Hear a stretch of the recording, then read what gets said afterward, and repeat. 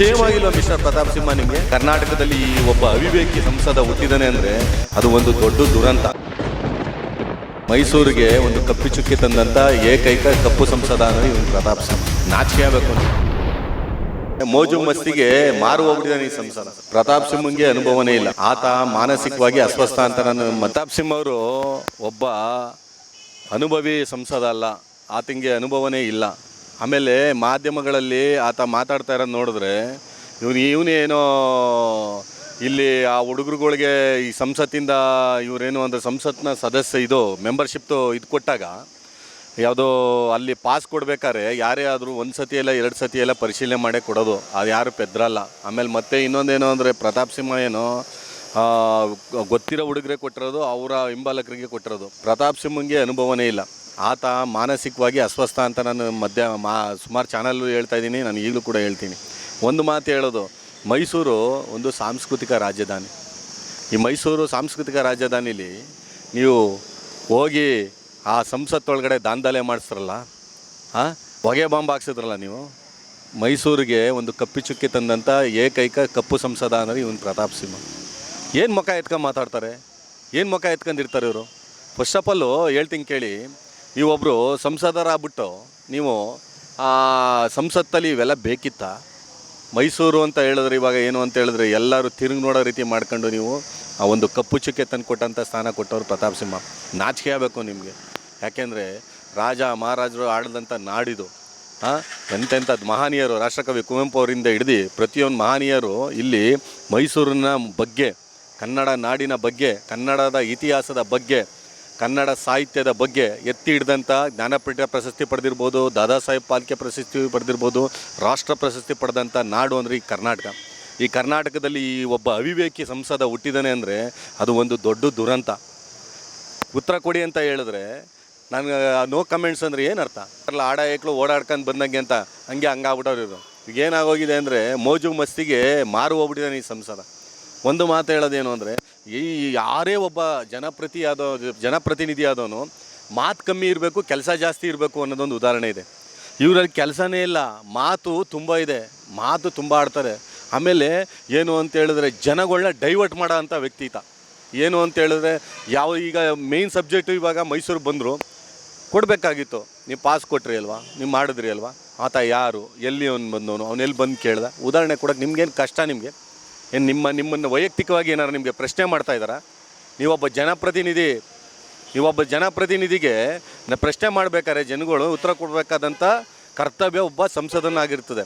ನೀವು ಏನು ಹೇಳ್ದೆ ಮಾಡದೆ ನೋ ಕಮೆಂಟ್ಸ್ ಅಂದರೆ ಏನರ್ಥ? ಜನ ತೀರ್ಮಾನ ಮಾಡ್ತಾರೆ ಅಂತ ಹೇಳಿದ್ರೆ ಏನರ್ಥ? ಹಂಗಾರೆ ನೀವು ಏನೇ ಮಾಡಿದ್ರು ಜನಗಳು ಅದನ್ನ ಅರ್ಗಿಸ್ಕೊಂಡು ಹೋಯ್ತಾರ್ಥ, ಮಾಡ್ಕೊ ಹೋಯ್ತಾರ? ನಿಮಗೆ ಸಂಸದಲ್ಲಿ ನಿಮ್ಮ ಪ್ರಧಾನ ಮಂತ್ರಿಗಳು, ಗೃಹ ಸಚಿವರು ಎಲ್ಲರೂ ಏನು ಚೀಮಾರಿ ಹಾಕಿದ್ದಾರೆ ಅದನ್ನು ಕೂಡ ಬಹಿರಂಗಪಡಿಸಿ ಮಾಡಿ ಆ ಸಂಸತ್ತಲ್ಲಿ ನೀವು ಇದೊಂದು ದಾಳಿ ಮಾಡಿದ್ರಲ್ಲ.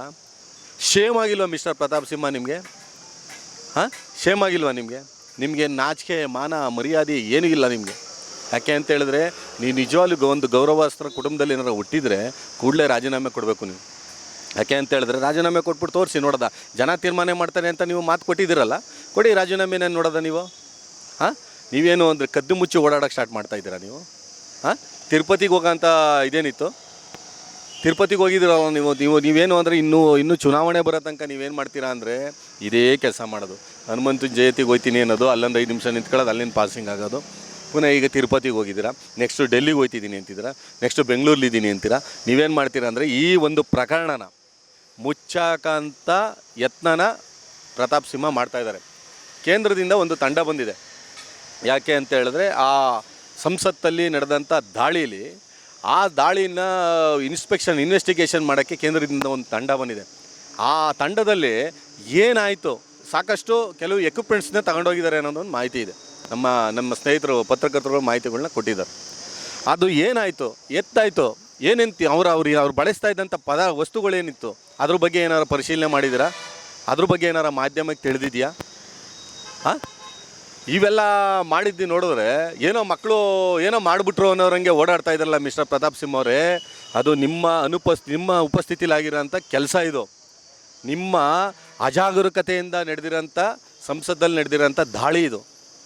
ಇದನ್ನು ಕೂಡಲೇ ಮಾನ್ಯ ಮುಖ್ಯಮಂತ್ರಿಗಳಿಗೂ ಹೇಳ್ತೀವಿ ಮತ್ತು ರಾಷ್ಟ್ರೀಯ ಅಧ್ಯಕ್ಷರು ಪ್ರಧಾನಮಂತ್ರಿಗಳಿಗೂ ಹೇಳ್ತೀವಿ, ಇದನ್ನ ಪೂರ್ಣ ಪ್ರಮಾಣದಲ್ಲಿ ತನಿಖೆ ಆಗಬೇಕು. ಯಾಕೆಂದರೆ ಮೈಸೂರು ಸಾವಿರಾರು ವರ್ಷಗಳ ಇತಿಹಾಸ ಇರೋಂಥ ಒಂದು ಸಾಂಸ್ಕೃತಿಕ ನಗರ. ಇದುವರೆಗೂ ಯಾವುದೇ ರೀತಿ ಒಂದು ಕಪ್ಪು ಚುಕ್ಕಿ ಇಲ್ಲದೆ ಅಂತ ಬಂದಂಥ ಮೈಸೂರು ಸಾಂಸ್ಕೃತಿಕ ನಗರ ವಿಶ್ವವಿಖ್ಯಾತ ಅಂತ ಇತ್ತು, ವಿಶ್ವವಿಖ್ಯಾತ. ಯಾಕೆ ಅಂದರೆ ಒಂದೇ ಒಂದು ಹಬ್ಬ ನಡೀತದೆ, ನಾಡ ಹಬ್ಬ ದಸರಾ ನಡಿಬೇಕಾದ್ರೆ ವಿಶ್ವವಿಖ್ಯಾತ ಮೈಸೂರು ದಸರಾ ಅಂತ. ಎಲ್ಲ ಫಾರಿನರ್ಸ್ಗೆ ಆಹ್ವಾನ ಮಾಡ್ತಾಯಿದ್ವಿ, ಎಲ್ಲ ಫಾರಿನರ್ಸ್ ಬರೋರು ದಸರಾ ನೋಡೋದಕ್ಕೆ, ಎಲ್ಲ ಮಾಡೋರು. ಈಗ ರಾಜ್ಯದ ಪ್ರವಾಸ ಕಾರ್ಯಕ್ರಮ ಇರಲಿ, ರಾಜ್ಯದ ಪ್ರವಾಸ ಇರಲಿ, ಇನ್ನು ವಿಶ್ವದಲ್ಲಿ ಇನ್ಯಾರೇ ಔಟ್ ಆಫ್ ಕಂಟ್ರಿಯಿಂದ ಮೈಸೂರು ಬರೋಕ್ಕೆ ಜನ ಇದರ ರೀತಿ ಮಾಡಿ ಕುಣಿಸಿದವರು. ಇದು ಒಂದು ನಾಚಿಕೆಗೇಡಿನ ಸಂಗತಿ. ಈ ಮೈಸೂರು ಭಾಗಕ್ಕೆ ಒಂದು ಕಪ್ಪು ಚುಕ್ಕೆ ಇಟ್ಟಂತೆ ಸಂಸದರು ನಡ್ಕೊಂಡಿದ್ದಾರೆ. ಕೂಡಲೇ ಸಂಸದರಿಗೆ ನಾನು ಹೇಳೋದು ಇಷ್ಟೇ, ನಿಮಗೆ ಏನಾದರೂ ಮಾನ ಮರ್ಯಾದೆ ಇದ್ದರೆ, ಸ್ವಾಭಿಮಾನ ಅನ್ನೋದೇನಿದ್ದರೆ, ಯಾಕೆ ಅಂತ ಹೇಳಿದ್ರೆ ಯಾರದೇನೇ ಮಾತಾಡಿದ್ರೆ ಸಾಕು ಓಡ್ ಬಂದ್ಬಿಟ್ಟು ನಿಂತ್ಕೊಂಡು ಮಾತಾಡ್ತೀರಲ್ಲ. ಈಗ ನಿಮಗೆ ನಾವು ಕ್ವಶನ್ ಹೇಳ್ತಾ ಇದ್ದೀವಿ, ನಾವು ಒಬ್ಬ ಈ ಸಂಸದನ ಕ್ಷೇತ್ರದಲ್ಲಿದ್ದೆ ಎಂದು ಒಬ್ಬ ಮತದಾರನಾಗಿ ನಿಮ್ಗೆ ಹೇಳ್ತಾ ಇದ್ದೀನಿ. ನಿಮಗೆ ಮಾನ ಮರ್ಯಾದೆ ಇದ್ದರೆ, ಸ್ವಾಭಿಮಾನ ಇದ್ದರೆ ಕೂಡಲೇ ನೀವು ರಾಜೀನಾಮೆ ಕೊಟ್ಬಿಟ್ಟು ಮತ್ತೆ ಚುನಾವಣೆ ಎದುರಿಸ್ಬಿಟ್ಟು ತೋರಿಸಿ. ಆಗ ಜನ ತೀರ್ಮಾನಿಸ್ತಾರೆ ಅಂತ ಹೇಳಿದಿರಲ್ಲ, ಆವಾಗ ಜನ ಏನು ತೀರ್ಮಾನ ಕೊಡ್ತಾರೆ ಅದಕ್ಕೆ ನಾವು ಬದ್ಧವಾಗಿರ್ತೀವಿ.